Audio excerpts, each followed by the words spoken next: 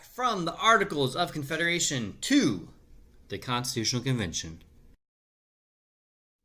in this episode. All right, so the Articles of Confederation, we're going to talk about what it did, its weaknesses, its strengths. I don't know about the strengths, but all right, so it established a very weak federal government. Now, there's nothing implicitly wrong with that. Remember, the states created this government, and the states wanted to retain their power, so they didn't give the federal very much power, as is their right to do, or was their right to do. It established a unicameral, meaning one house, Congress, in which each state had one vote. It did not create any executive or judicial branch. So, not only was it one house, it was one branch. There was just a Congress. That's all it created. No executive, so no president, no judicial branch. Each state was sovereign. That word sovereign means right to rule. So, each state was above the Congress. The state had the ultimate power, the ultimate authority. So, states were greater than the federal government under the Articles of Confederation. So what were some things that Congress could and could not do? Well, let's start with what Congress could do. Congress could declare war and make treaties. So they were allowed to make foreign policy. In that same line, they could raise an army, although it's important to know on the next slide we'll talk about how they couldn't actually get the money in order to do that, but they were allowed technically to raise an army.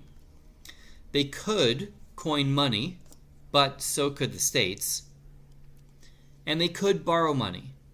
You might notice one glaring thing of how they could get money that's clearly missing from this, though. Join me on the next slide, won't you?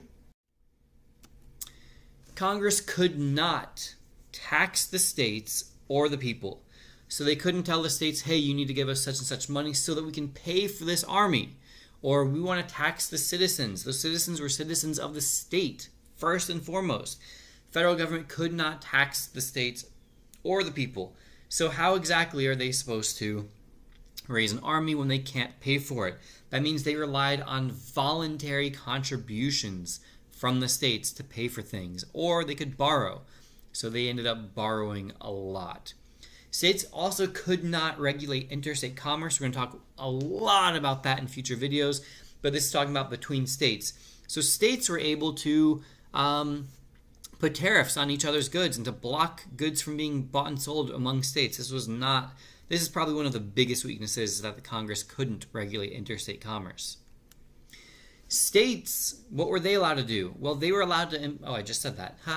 They were allowed to impose tariffs on other states, meaning they could put taxes on goods that came from another state. So it was like they were fighting with other countries. And that's really how the states viewed each other, was that they were other countries.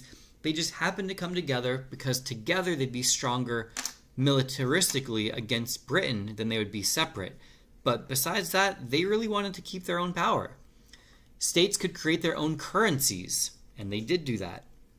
They could also refuse to recognize federal treaties.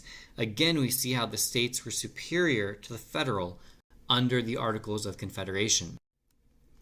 Then Shays' Rebellion happened. It showed, the lack of a centralized military power, the ability to quickly raise an army that you can actually pay for and send and mobilize when needed. It led to a slow response to put down a very small rebellion. As a result, it showed the weakness of the federal government under the Articles, and as a result, more people supported a new constitution with a stronger central government. Note that everybody didn't support a new constitution or a stronger central government. In fact, a lot of the foremost patriots from 1776 revolution, they were adamantly opposed to a new constitution and stronger central government, as we will discuss in the future videos. So then we get to the Constitutional Convention. We have a group of people we call the framers. These are the authors of the Constitution, the people who wrote it. You see Madison there on the left, Alexander Hamilton on the right. This has been a LaMoney production.